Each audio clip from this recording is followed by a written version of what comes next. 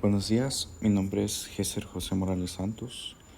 Esta es la materia de probabilidad estadística, partida por el catedrático Emanuel Sánchez Espinosa, y el tema de hoy es la estimación de parámetros. Cuando queremos realizar una investigación cualquiera en una población determinada, de la cual desconocemos sus parámetros, con la media de ingreso por vivienda de la zona urbana o la proporción de mujeres con empleo fijo y la posibilidad de estudiar a toda una población es muy costosa, requiere mucho tiempo, mucha mano de obra y muchos otros recursos o inconvenientes que entonces tomar una muestra aleatoria de la población es un buen recurso. De la muestra calculamos una media que será una medida aproximada del verdadero valor a la media poblacional. Así que podemos calcular también una media aproximada de la proporción de mujeres mencionada. Cada una de estas aproximaciones recibe el nombre de una estimación. Como objetivo tenemos aprender sobre la estimación de parámetros del tema de la materia de probabilidad estadística mediante esa exposición.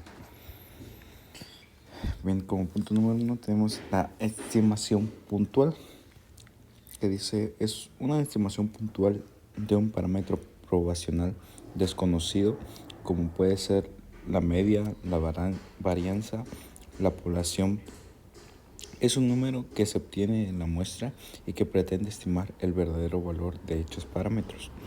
No debemos esperar que un estadístico realice una estimación exacta del parámetro poblacional, sino que en realidad esperemos que sea un valor que no se aleje mucho.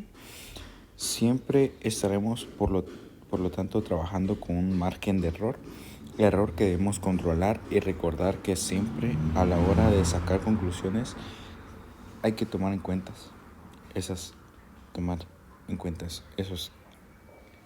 márgenes de errores. Bien, aquí tenemos un ejemplo de la estimación puntual que dice: la tabla 1 indica, en otras cosas, el puntaje de promedio de matemática de 20 alumnos de un colegio seleccionados aleatoriamente y que pertenecen a diferentes grados o cursos. Con esta información indiquemos: opción A, una estimación puntual del puntaje de matemática de todo el colegio, una estimación puntual de la desviación estándar del puntaje mediante puntaje medio en matemática de todo el colegio, una estimación puntual de la proporción de estudiantes y que fuman y utilice para ello la información adicional de la tabla. Bien, aquí tenemos una tabla que es algo grande, por eso está dividida en dos, y tenemos que a 20 alumnos, al cual tenemos el puntaje medio en matemáticas, y adicional tenemos la información de que si fuman o no. Entonces, para la estimación puntual no es más que empezamos por el inciso A. Empezamos calculando la media, que conocemos que es para la media es la sumatoria de x sobre n. Entonces, ¿cuál es la sumatoria de x? Calcular todos los puntajes medios de los alumnos y al final dividirlo sobre el tamaño de la muestra, que en este caso es 20, y nos da por media 3.245.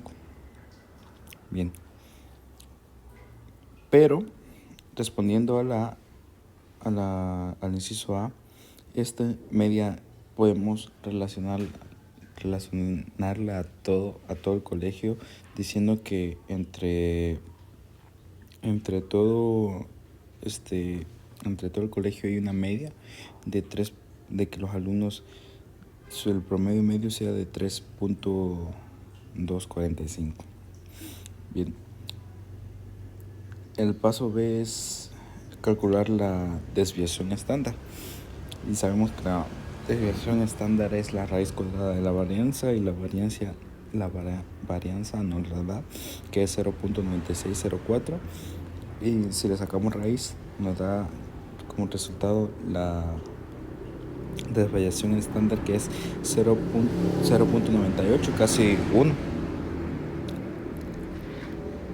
Bien, después calculamos la proporción de los que fuman. Entonces tomamos la cantidad de los fumadores con ayuda de la tabla, que la cantidad es 8, y se lo dividimos al tamaño de la muestra, en este caso 20, y nos da una proporción de que el 0.4 fuman de los alumnos. Bien, tenemos propiedades de estimadores puntuales. Decimos que es sin sesgo cuando el valor esperado del estadístico muestral es igual al parámetro probacional. Decimos que ese estadístico es un estimador insesgado para el parámetro probacional. Y decimos que es eficiencia cuando hablamos de la eficiencia cuando tenemos dos o más estimadores puntuales. Siempre preferimos aquel que tenga menor desviación estándar, porque tiende a proporcionar estimaciones más cercanas al parámetro, no se aleja mucho de la media. Recordemos que la desviación estándar es qué tan alejado está del medio. Entonces, para tener una eficiencia, tomaremos el valor el que tenga el menor valor de desviación estándar. Bien, como punto número 2, la estimación por intervalo. La estimación por intervalo consiste en atribuir al parámetro desconocido un rango de posibles valores, información obtenida en muestra, donde se espera que este contenido es el verdadero valor del parámetro. Supongamos que el gasto por medio de pasajes y otros gastos en los que incurren los estudiantes de la Universidad Nacional del Este para acudir a las clases de sus respectivas carreras.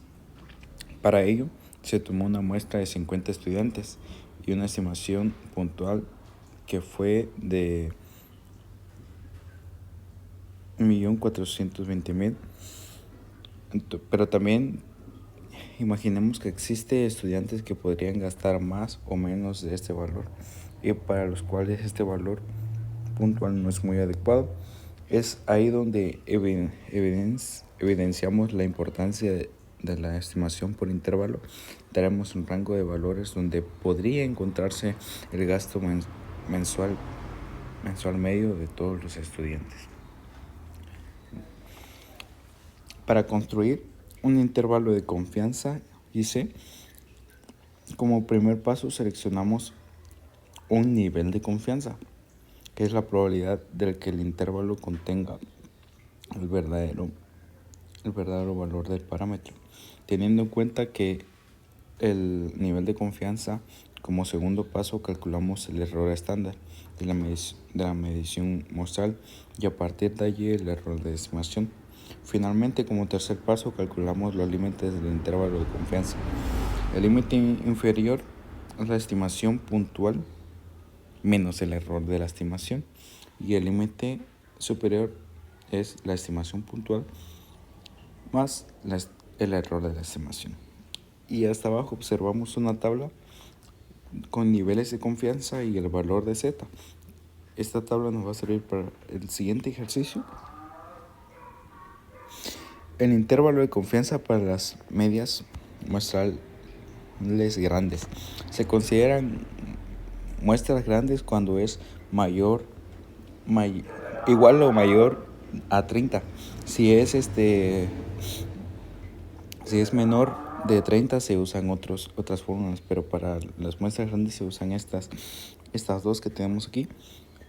La primera es cuando la muestra tiene reposición o la población es desconocida, cuando no conocemos la población y solo nos dan una muestra.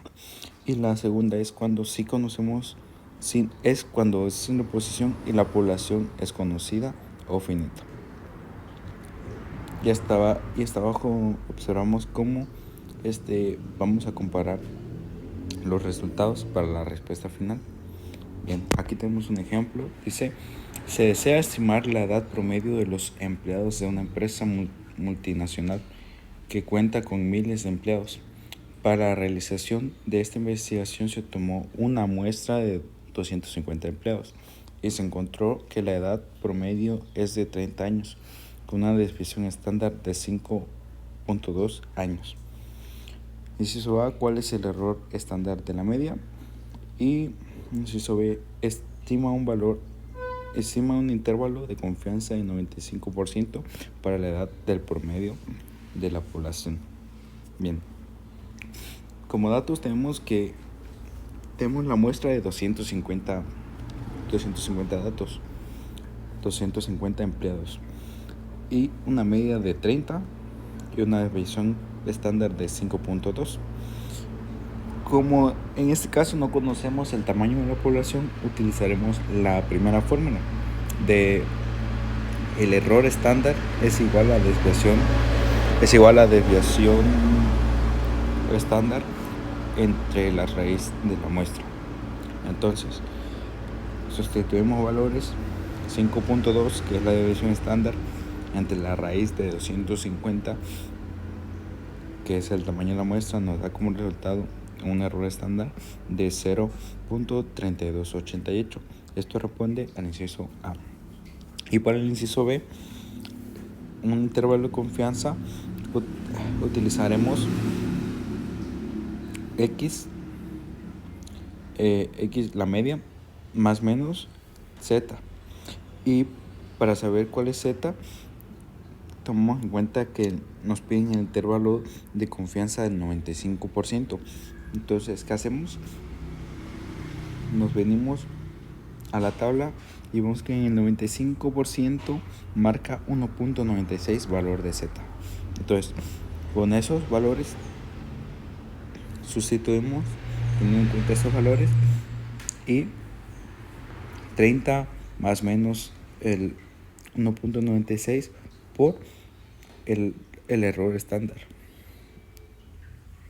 Y después ya pasamos a los límites, el límite inferior y el límite superior. 30 menos el resultado del intervalo de confianza y el límite superior 30 más el 0.64, y ya los resultados los comparamos, teniendo como respuesta que la media probacional está es mayor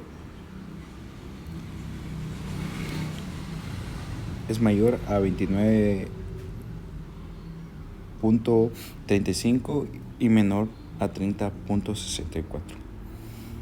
Eso sería todo. Muchas gracias.